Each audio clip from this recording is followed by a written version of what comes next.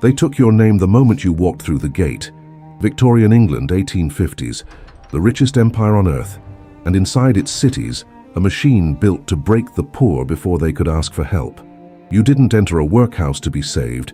You entered to be tested, to see if you were desperate enough to endure what they designed for you. 10 hours of labor, silence at every meal, bones crushed by hand, rope picked apart until your fingers bled, families separated at the iron gate, children taken left, wives taken right, husbands disappeared into the male ward. Some never saw each other again, refused to work. You lost your food, speak out of turn, solitary confinement, try to leave. You needed their permission. This wasn't charity, this was control. A system engineered by law, funded by the state, and designed with one purpose: to make poverty so unbearable that the poor would rather starve outside than survive inside. Hundreds of thousands passed through these walls. Most came out permanently marked. Some didn't come out at all. This is what they built when they decided the poor were the problem. If stories like this one make you stop and think, where history hides its darkest machinery, consider subscribing. It costs nothing, and it means these stories keep getting told. And drop a comment below. Where in the world are you watching this from? To understand how this machine was built, we have to go back to a moment when England believed it had finally solved poverty, and the solution it chose was worse than the problem itself. To understand the workhouse, you first have to understand what England looked like in the decades before it became the rule rather than the exception. The 19th century opened with the country fracturing under its own growth. London was expanding faster than any city in human history. Mills were running 24 hours a day across Manchester, Birmingham, and Leeds. Coal was being pulled from the earth in quantities that would have seemed impossible a generation earlier. The Industrial Revolution had not simply changed how things were made. It had reorganized the entire structure of human life, pulling millions of rural workers off their land and depositing them into cities that had no infrastructure to absorb them. No plan for their housing, no plan for their illness, no plan for what would happen when the work ran out. And the work always ran out. A factory fire, a crop failure, a harsh winter, an injury on the factory floor, any of these could destroy a family in a matter of weeks. There was no insurance, no pension, no safety net of any organized kind. What existed was the old poor law, a patchwork system of parish relief that dated back to the reign of Elizabeth I. Under that system, local parishes provided what was called outdoor relief, small payments of money or food given directly to the poor in their own homes, allowing them to survive without abandoning their families or their communities. It was imperfect, inconsistent, and often humiliating, but it kept people alive and it kept families together. But by the 1820s, a new ideology was rising among the English ruling class, one that looked at poverty and saw not a structural condition, but a moral failure. Economists like Thomas Malthus and Jeremy Bentham argued that relief for the poor only encouraged dependency, that if you made it too easy to survive without working, the poor would simply stop working. That poverty, in other words, was a choice, and any system that cushioned that choice was an insult to the industrious and a drain on the state. This was the world that made the workhouse inevitable, not a world of cruelty for cruelty's sake, something more dangerous than that, a world of cruelty dressed in the language of reason. The man most responsible for transforming this ideology into law was Edwin Chadwick, a disciple of Jeremy Bentham, a bureaucrat of frightening efficiency, and a man who genuinely believed he was improving the world. Chadwick was appointed as one of the central architects of what would become the Poor Law Amendment Act of 1834, a piece of legislation that would reshape the lives of the English poor for over a century. He was not a villain in the theatrical sense. He was something harder to condemn, a true believer.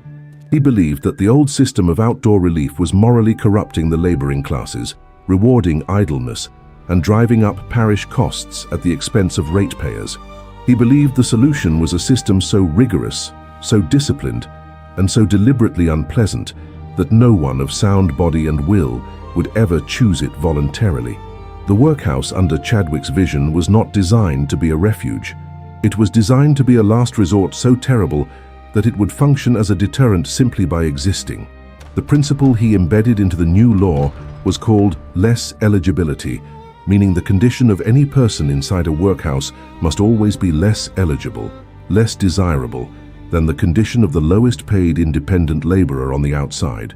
In practical terms, this meant that whatever hardship a poor person faced in the streets, the workhouse had to be harder. Whatever hunger they felt outside, the food inside had to be worse. Whatever freedom they had, however small, it had to be taken away the moment they crossed the threshold. Chadwick drew his institutional blueprints with the precision of an engineer. The workhouse would be a closed system, segregated, surveilled, and self-reinforcing. He believed that if you controlled the body, the labor it performed, the food it consumed, the space it was allowed to occupy, you could correct the mind. He never quite understood or never quite cared that the minds he was trying to correct had not chosen poverty any more than a man chooses a fire that burns his house down. Inside the gates, the world collapsed into routine. Not the routine of purpose, the routine of erasure. The bell rang at 5:30 in the morning, and the day began in near darkness, the cold of the stone floors rising through worn shoes, the smell of gruel already drifting from the kitchens in thin, watery currents. Every inmate wore the same rough uniform, coarse wool badly fitted, carrying the institutional smell of damp and lye soap that never fully washed out. The uniform was not simply practical, it was symbolic. It announced to everyone who saw you that you had fallen, that you had become a ward of the state, that you no longer possessed the small dignity of choosing your own clothes. The labor was designed not to produce anything of value, but to punish. Token picking, the unraveling of old tarred rope into individual fibers with bare fingers, was the task most commonly assigned to women and children. The fibers were sharp, and the tar was caustic. After hours of work, fingers cracked and bled, and the bleeding was not considered sufficient reason to stop. Men were often set to the stone yard, where they broke rocks into gravel for road making, swinging hammers in silence under the eye of a workhouse master who moved between them with the slow authority of a man who knew no one could argue with him. Others were assigned to the treadmill, a large wheel turned by the weight of human bodies walking in place for hours, producing nothing more than the turning of the wheel itself. The treadmill was not even connected to machinery in most workhouses. It ground no grain. It pumped no water. It existed purely to exhaust. Meals were eaten in silence. Conversation was prohibited. The food itself was calculated to maintain the minimum of human function, enough to keep a body working, not enough to sustain comfort. A typical day offered gruel in the morning, bread and cheese at midday, and a thin soup of broth and vegetables in the evening. The quantities were weighed and measured, the same for every inmate regardless of age or the severity of their labor. Children received the same rations as adults in many houses, their small bodies burning through the calories of the work faster than the meals could replace them. But something was already wrong, and it had been wrong from the beginning, in ways that the architects of the system either could not see or chose not to acknowledge. The theory behind the workhouse assumed a particular kind of poor person, an able-bodied man who was poor by choice, who refused to work, who needed the threat of deprivation to motivate him toward labor. But the reality of who entered the workhouses told a completely different story. Studies conducted even by officials sympathetic to the new system found again and again that the majority of workhouse inmates were not idle men. They were the elderly who could no longer work. They were widows with young children and no income. They were the sick and the disabled. They were orphans. They were the victims of industrial accidents who had lost a hand or an eye in the machinery that had made their employers rich. These were not people who had chosen poverty. These were people whom the economy had consumed and discarded. The system had been built to punish a phantom, the mythological lazy pauper, and in doing so, it had constructed a machine that ground up the most vulnerable people in English society. A widow who arrived with 3 young children was separated from them at the gate. She was taken to the female ward. They were taken to the children's ward. She might see them for 1 supervised hour on Sundays. She might not see them at all if the workhouse master decided that interaction was disruptive. There are records of mothers who spent months inside a workhouse without ever seeing the faces of their own children, not because the rules explicitly forbade it, but because no one in authority was required to allow it, and very few chose to. For the children, the experience cut even deeper. They woke in large dormitory rooms that smelled of unwashed bodies and mildew, dressed in clothes that never quite fit, and spent their days in a system that had no real interest in their futures. They received a basic education, reading, writing, arithmetic, but the curriculum was designed less to expand their minds than to prepare them for a life of service or manual labor. They were taught, above all, to be quiet, to obey, to ask nothing. The workhouse schoolroom was where the empire trained its most expendable citizens to accept their own expendability. Before we reach the part of this story that even the men who built the system could not ignore, consider this. If what you've seen so far has made you question how a society decides who deserves to survive, subscribe to the channel. These are the stories that don't make it into the textbooks, and they deserve to be heard. And tell me in the comments, do you think a system like this could exist today in a different form? Think about it. We'll come back to that. Because the cracks in the workhouse were visible long before anyone in power admitted them. The question was never whether the system was failing. The question was, who had to suffer before the failure became impossible to ignore? The first major rupture came not from inside the workhouses, but from outside them, from the pages of a novel published in 1838, written by a young journalist named Charles Dickens, who had, as a child, watched his own father imprisoned for debt, while he himself was sent to work in a blacking factory, pasting labels onto bottles of shoe polish. Dickens knew, from personal memory, what it felt like to fall. He knew the particular texture of shame that came with poverty in Victorian England. Not just the hunger and the cold, but the way the world looked at you differently, the way doors closed, the way people spoke to you in shorter sentences, the way institutions treated your suffering as an administrative problem rather than a human emergency. Oliver Twist was not a polite critique. It was an act of literary violence, directed at a system that Dickens believed was morally inexcusable. The image of Oliver standing before the workhouse master with his empty bowl, asking for more, became one of the most recognized moments in English literature. Not because it was dramatic, but because it was true. Dickens had done his research. He had spoken to people who had been inside. He had read the reports. He had understood with the precision of a man who had nearly lived it himself that the workhouse was not a place of rehabilitation. It was a place of slow, institutional destruction. The response from the establishment was furious. Chadwick and his allies denounced the novel as sentimental nonsense. The Times of London called it an exaggeration designed to inflame the ignorant. But the reading public, the growing middle class of Victorian England, the merchants and teachers and clerks who had not themselves been inside a workhouse, but who recognized in Dickens's descriptions something that rang uncomfortably true, responded differently. The novel sold. It was serialized and read aloud in drawing rooms. It was discussed in churches and debated in Parliament. For the first time, the machinery of the workhouse system was being examined not by economists with theories, but by ordinary people with consciences. Yet the system did not change. Not yet. The men who ran it, the boards of guardians in charge of individual workhouses, the Poor Law Commission in London, continued to insist that the reports of cruelty were exaggerated, that the hardships were necessary, that any softening of conditions would invite abuse. There were isolated scandals. A workhouse master in Andover in 1845, where inmates were found gnawing on the bones they had been assigned to crush because they were too hungry to resist. But each scandal was treated as an aberration, an exception, a failure of individual management rather than a symptom of systemic design. The system, they said, was sound. The problem was always the people running it, never the principles behind it. What the system produced in the end was not the reformed and industrious poor that Chadwick had promised. What it produced was generation after generation of people marked by an experience they could not fully describe to those who had not shared it.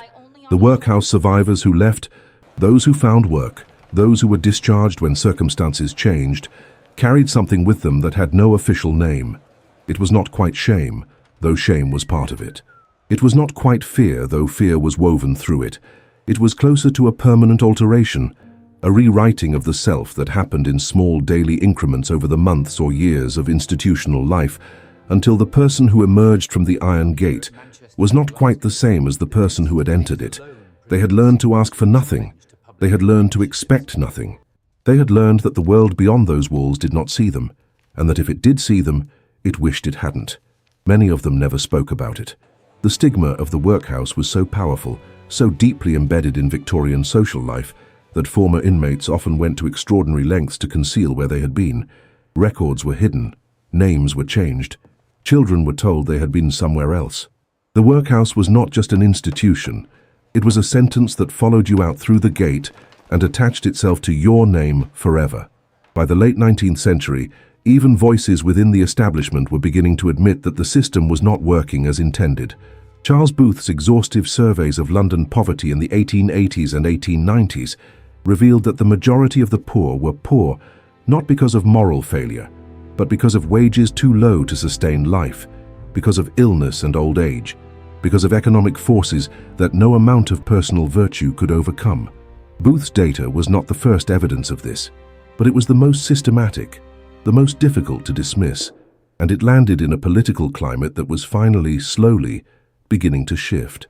The workhouse system began its long decline in the early 20th century, as the Liberal government of 1906 introduced the first old age pensions, school meals for children, and labor exchanges, the first fragile scaffolding of what would eventually become the modern welfare state. The workhouses did not close overnight. They lingered on, renamed and reorganized, their functions slowly transferred to hospitals and local authorities, their buildings converted or demolished or left to decay. The last traces of the poor law system were formally abolished with the National Assistance Act of 1948, which established the right of every British citizen to state support as a matter of right rather than humiliation. But the buildings remained. Scattered across the English countryside and in the hearts of old industrial cities, the workhouse structures, those massive, symmetrical, deliberately forbidding blocks of grey brick, survived long after their purpose had officially ended. Some became hospitals, some became housing estates.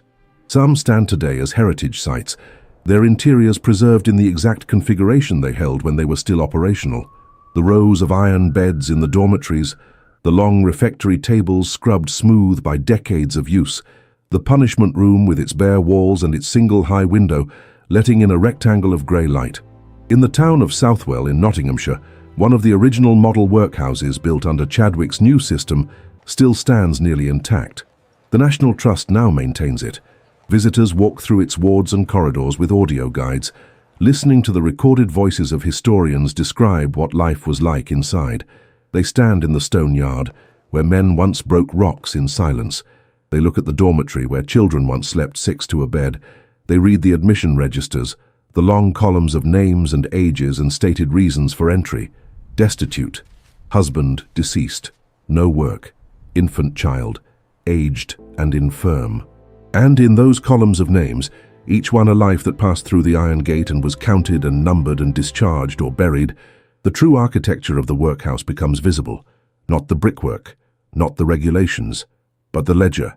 The long, meticulous, bureaucratic record of a society that looked at its most vulnerable people and decided, with the full authority of law and reason, that the best thing it could do for them was to make their suffering official. The gruel bowl still sits on the refectory table at Southwell, empty as it was always meant to be.